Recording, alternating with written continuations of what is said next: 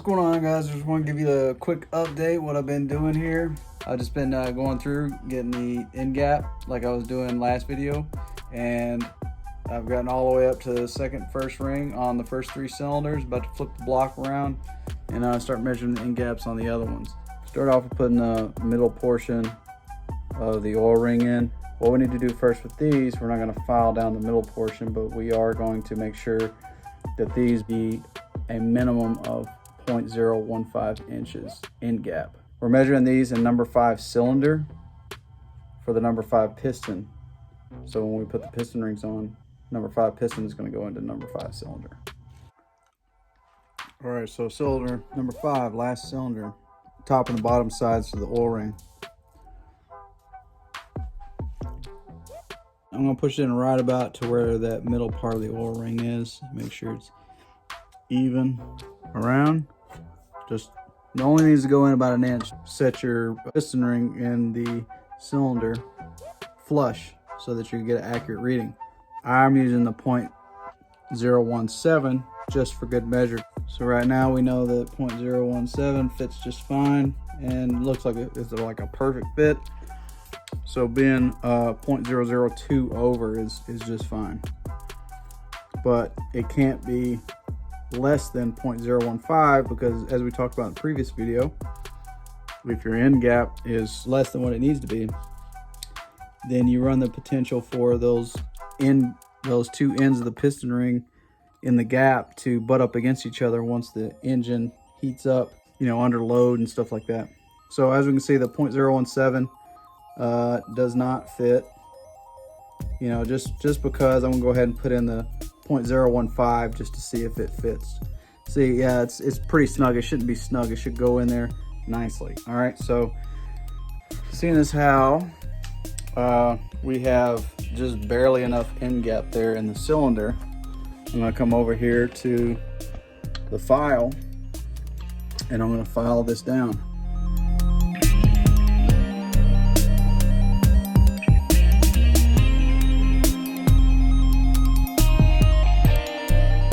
And I'm also making sure that I don't have any extra metal shavings. Just run your thumbnail or fingernail and just see if you got any burrs. So I don't feel any, so I'm gonna put this back in it right up top. Take my piston ring maker straightener 4000. I have my 0.017 out right now, feeler gauge, because I want to go a couple over it. Yeah, okay, so that's good. That fits in there nice. So the middle portion is here. I'm gonna put this end gap on this side where the Teflon is. And I usually start with the bottom, like put the end at the bottom first, and then basically I'm putting it in little by little. You don't want to force these things. That bottom portion end gap is right there. What I'm doing here is I'm starting it right there, starting the one end on the Teflon, and this time I'm going on top, and the other one's on the bottom of the middle portion of the oil ring. So this one's going on top, and I'm just pushing in a little by little, still trying to be careful. So that end gap's over here. This end gap slid over a little bit. I can just hold on to the oil ring and kind of slide it right there. I'm gonna go ahead and do my number 2 ring for this piston. Kind of the same process with this, but like I said, these are a little bit less forgiving. You see I'm kind of pushing it and how much it doesn't give like the other one. So I'm gonna put it in very carefully, just enough to where it's right there, and then I just flip it in, push it ever so slightly. Don't push down too hard here. Push it the rest of the way in with the piston, because like I said, they're a little bit more brittle than the other rings that you just put in. Do your bore diameter size times 0.0035 to get your end gap measurement. With my bore size at 3.5, multiply that by 0.0035 to get my second ring end gap measurement that I need, and it came out to be 0.01275. Just for good measure, I got the .015 feeler gauge that I'm using to measure this. And that thing slides in like butter. So we don't even have to file that one at all. This one right here, almost equally brittle, almost, probably maybe a little bit less brittle, but still all the same. Very, very tough to push in. You push it in too much and it'll probably break. But same process here, where you just put it in the cylinder just a little bit and then kind of push it down. Make sure you brace it just a little bit. You don't want to push on it too much so it doesn't, you don't scar up the cylinder or break it. With the number 1 ring, the deal with this one is it's your bore diameter times 0.0045. With my bore diameter size 3.5 times 0.0045, I came up with 0.15, 0.75, I think, something like that. So that would round up to 0.016. But what I do is I go ahead and get my 0.17 feeler gauge out. It doesn't have really room for anything to go in there. So we'll need to grind this one down. So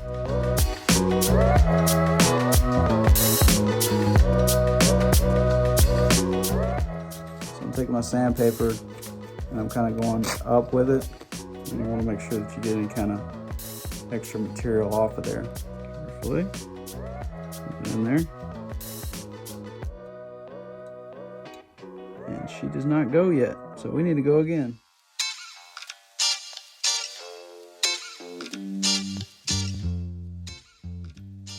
Push it in just a little bit.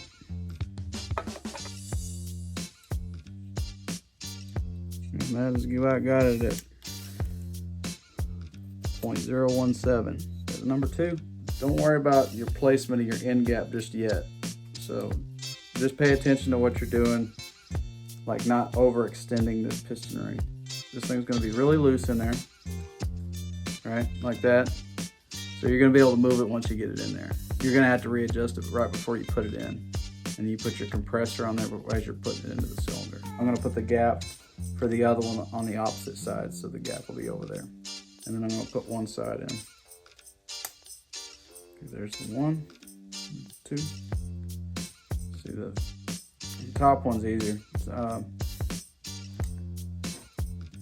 So, I mean, that's pretty much it right there. Piston rings are in. Now they just need to be compressed and put in there once the crankshaft is in. Like, stuff like this right here is stuff that worries me.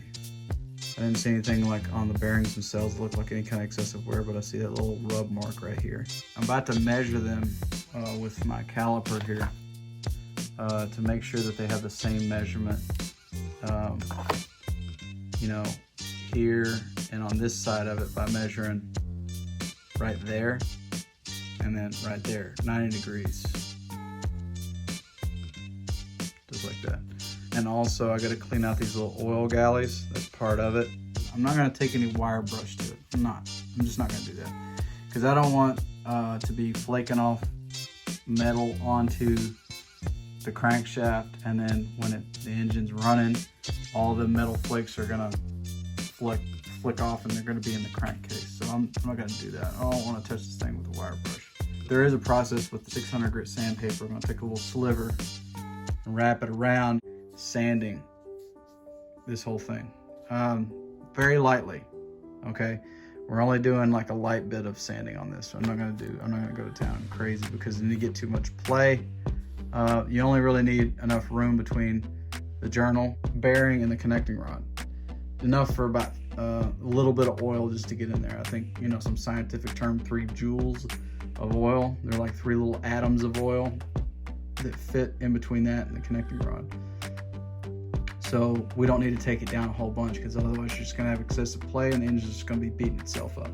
I don't want it to be something that starts as a little tiny, well, this isn't a journal for the connecting rod, but like something like that on a journal that would start like that and then turn into something else later on. So I did clean this up with some 600 grit sandpaper that I have right over here. I've been cutting little slivers off of it. I've been using that in conjunction with some WD. I'll put it here on each one of the journals here. And I'll clean this off, but basically with the penny test, before I jump into that, the penny test, basically what you're gonna do is you're gonna take the penny and rub it across the journal several times.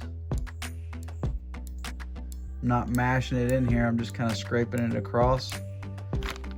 I don't see any copper, but if there was some copper that came off from this penny when I was doing this, then that means the journal is too rough and it needs to be machined. All right, so basically with the sandpaper, I've cut my 600 grit into a little strip big enough to fit around the journal here, just like so.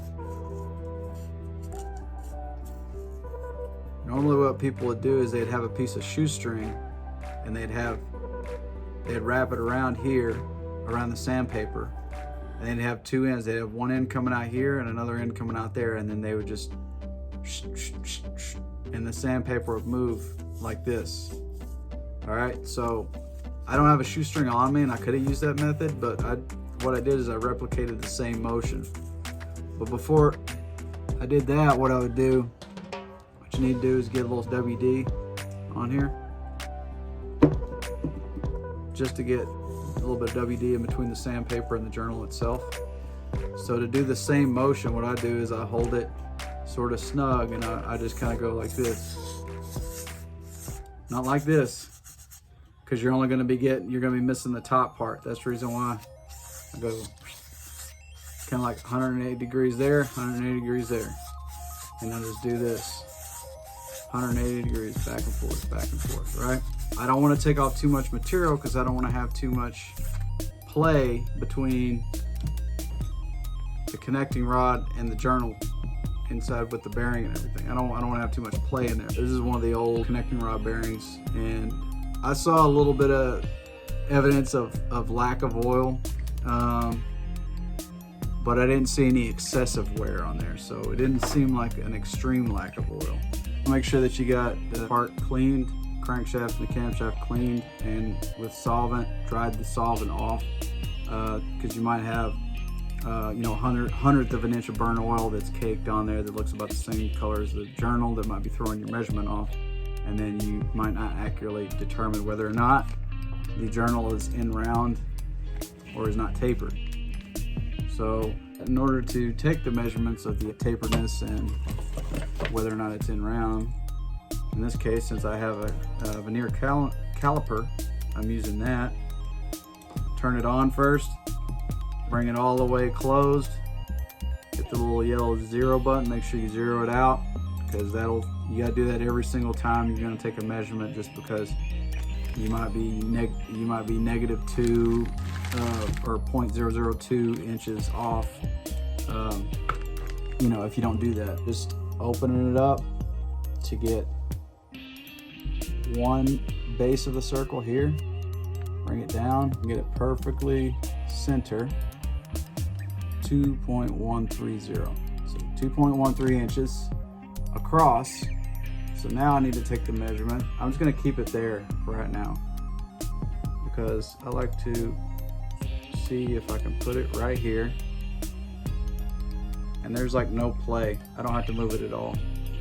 It's not moving at all. That means that this one is not out of round. What you're looking for here, just first off, before you start doing any measuring, you want to check this guy out, make sure that there isn't any chips, but also on the lobes there aren't any chips or anything. So kind of do a visual inspection to make sure there's no chips taken off of there.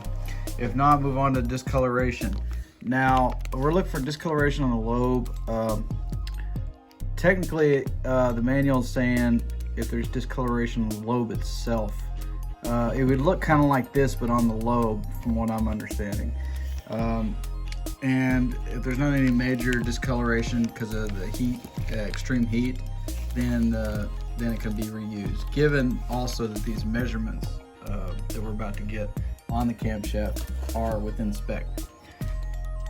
So, taking our handy dandy caliper, our veneer caliper that we just used a second ago on the crankshaft.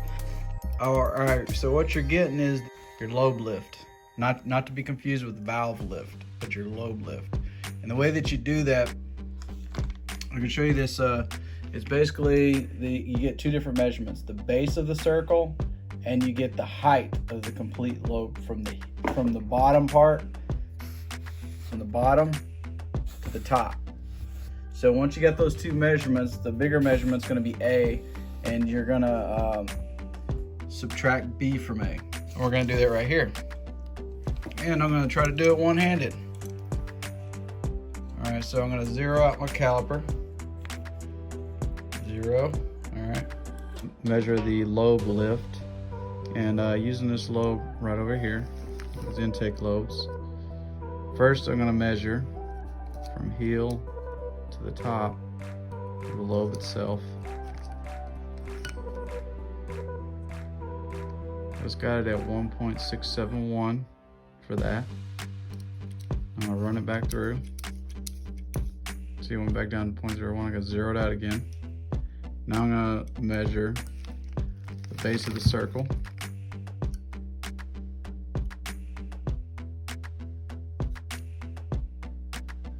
Get it at 1.421.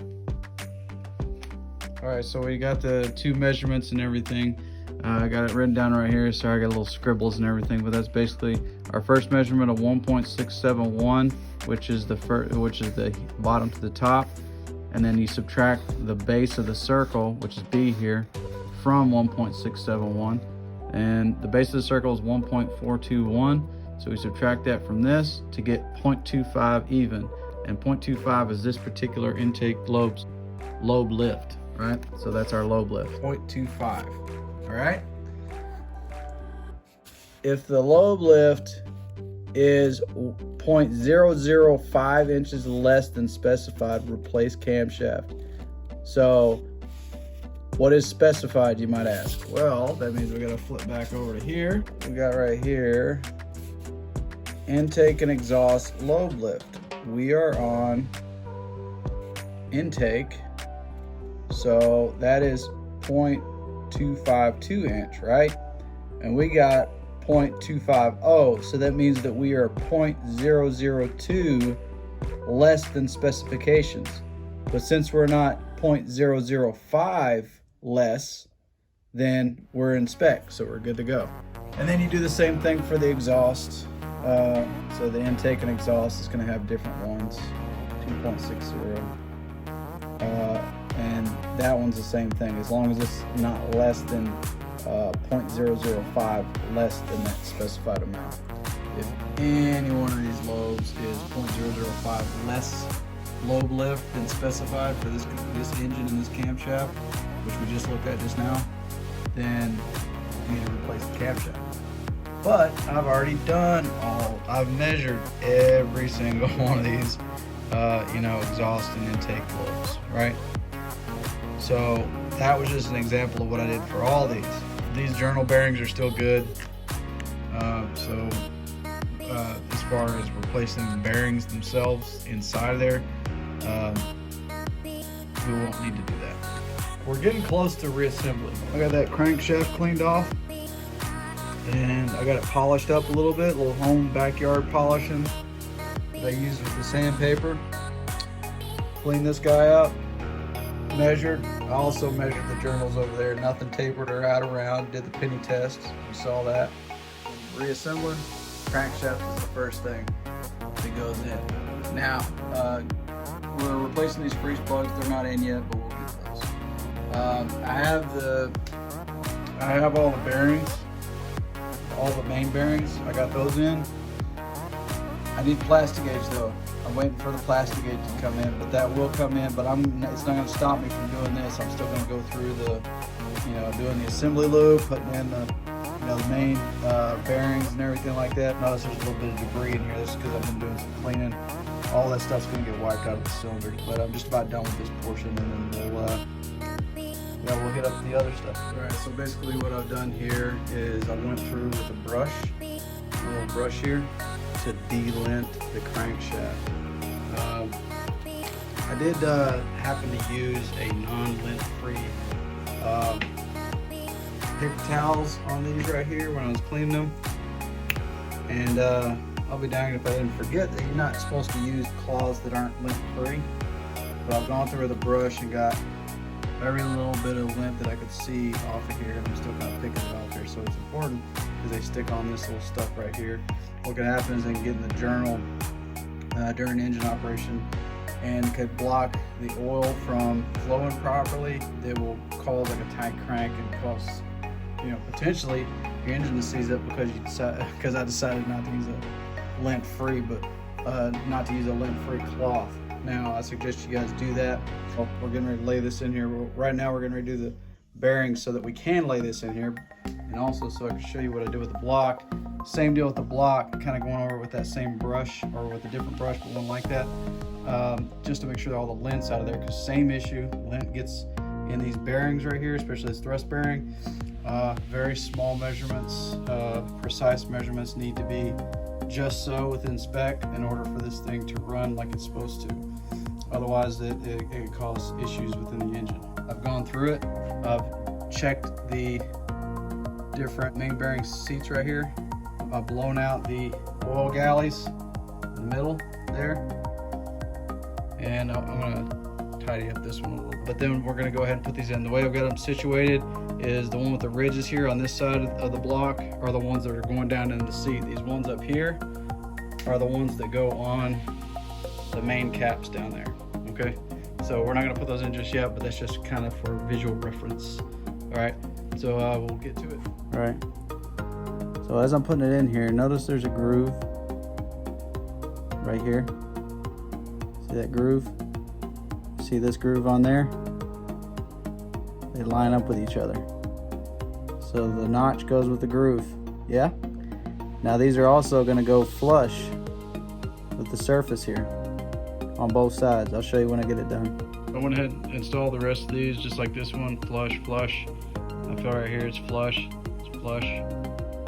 That one was already in, that one was flush, and flush, flush. The notch is in there. See how the notch lines up with you, because it probably won't look right if you don't do that. Like I said before, these up here, they're going to go on the tops of the caps that are down there.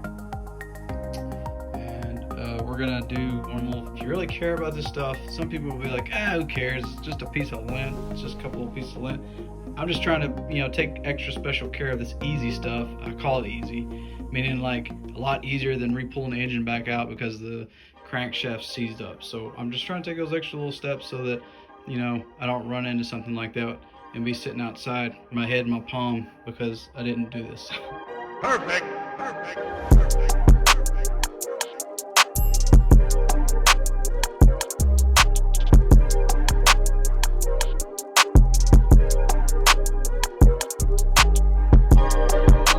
Crankshaft in there just because it's a little hard to do one-armed, almost impossible. Don't want to do that because you have to place this in here very careful. And when I set up the camera, the angle didn't really do it too much justice. But basically I just laid it in here with, obviously, the way it's supposed to go. You got the reluctor wheel over here at the front of the engine, and this is where the flywheel is going to go. Notice I was talking about when the notch is at 12 o'clock up here. When the key's up top, you can see piston 1 is at top dead center. So that's with most vehicles anyway. I mean, there's probably some weird vehicles out there that are a little bit different, but that's pretty much it. So we got this in here now. We're gonna wait on the main caps. I'm gonna clean those up a little bit. That'll give me time to wait for my plastic gauges to come in. Should be coming in any day now. I was expecting them already, and my freeze plugs, but I won't bore you with the freeze plugs. It's easy. You get a punch, you pop them out, and you put in a new one. It's gonna be brass. I mean, it's not that exciting. Just pop it out and then put it back in. They cost like 20 bucks, you know, but it's always during one of these processes here, doing the freeze plugs, I mean, you might as well do it. The freeze plugs help release the pressure. If any water in your block freezes and expands, prevents your block from just going kaboom. Well, not like kaboom like gasoline, but like, you know, crack your block because it's got too much pressure from the ice that's freezing in there. These freeze plugs are supposed to pop out so that your block doesn't break, and it just pops these out, and then you can just replace those for 20 bucks. But with the engine out, since it's got 230,000 miles on it, it makes sense just to go ahead and change the freeze plugs. Might as well, right? Because it does every now and then it does get to about 20 degrees in the coldest part of the year, sometimes. So, you know, we got it out, it cost 20 bucks, might as well just go ahead and fix it. We're not gonna obviously put the camshaft in yet. We need the pistons, right? And we're not gonna turn this thing over because the crankshaft's gonna fall out. When I get the plastic gauges in, we'll hit up doing the put the main caps on and set the plastic gauge here, and then it'll tell us like exactly how much oil clearance it has to make sure if it has enough. Real quick, I'm gonna look at the thrust bearing gap between just like this little throw right here. I gotta check in between there to see if I got 3/1000 worth of space between 1 and 3/1000. I think it is. I had to double check, but I'm pretty sure it's 1 3/1000. All right, so we're checking the thrust bearing clearance, and basically what it is between 1/1000th and 3/1000th. And what I'm gonna do is I'm gonna start off with 2.5. Here I have 25,000. You guys can see that. Wipe this grease off of here. I'm gonna try the 25,000th. You can see it goes in there and hits the side of the journal there. Now I'm gonna try 3,000th. Try that one. And it does not go in. So that means that we're between 0.025 and 0.003, which means we're within spec because it needs to be between 0.001 and 0.003. All right, that means that we're within tolerance, so we know that's not any less than 0.25 because that one went in. Other than that, that's pretty much it. I mean, if you guys have any comments about like what you've seen in this video, I know this one's a little bit slower, a little bit too tech talky and all that stuff, but you know, this is the kind of boring stuff that, you know, people need to, all this tedious stuff, you know, reading books and stuff like that and cracking it open and doing this extra little work that you have to do that's not as exciting as like getting new parts in and like, oh, I got new parts, now I can put them in the engine and just bolting stuff on and seeing stuff come together. Sometimes during this process of cleaning, inspecting, and realizing that you need to change out parts, we got to be grown-ups and say like, oh, this part's broken, we need to change it, instead of just saying, nah, it'll be fine and slapping it back in there. Because I'm telling you, all that's going to come to fruition. Believe me, all those issues are going to come to fruition as soon as you try to start that engine, and then you start hearing a weird knock, tick, and then it starts to seize the engine. Okay, so we don't want to do that. So that's the reason why I'm trying to take extra care not to do that. Now, there's probably still some mistakes that I'm making right now that maybe I haven't realized yet, or I'm really trying not to cut any corners here. But I do make mistakes. Trying to work through those. Haynes manual's helping me out, but then again, also too, you know, I could have missed some stuff. You know, there's some stuff I forgot. I did some stupid like not using a non-lint free paper towel. Easy issue. It could have been. I could have saved me some time. Instead, I had to go back over the crank with a brush just to get that remedied. So hopefully I got most of that stuff out of there and out of the block too. But if you guys have any questions about stuff you've seen in the video today, instead of like, oh, it's boring tech talk, I mean, that's just stuff we got to do. We'll get to the point where we're starting to bolt stuff on. I mean, we got the crank set in there, right? As soon as we get some plastic gauges, those caps are going to be clean. I'm not going to let you guys sit through that, but the caps are going to be clean. They're going to go on because I think everything's going to be perfect. The plastic gauge is going to give us the right reading, and we're going to be able to put it right on. Hopefully that's the case. Once we get that put on there, we'll be able to flip this thing around and put the camshaft in, and then, or no, I'm sorry, then we'll put the pistons in and be able to put the camshaft and the push rods and the lift and the rocker arms. And then it's just one after another, boom, boom, boom, boom. Next thing you know, you get almost a full engine. And it's usually that last 10% of, you know, putting your engine back in the car, starting it up, and just remembering all the stuff that you forgot. But that's just part of the process, part of the headache, part of the challenge. But that's what I like doing. Don't forget to like, share, subscribe. Leave a comment about some of the stuff that you saw today. But we'll catch you guys later.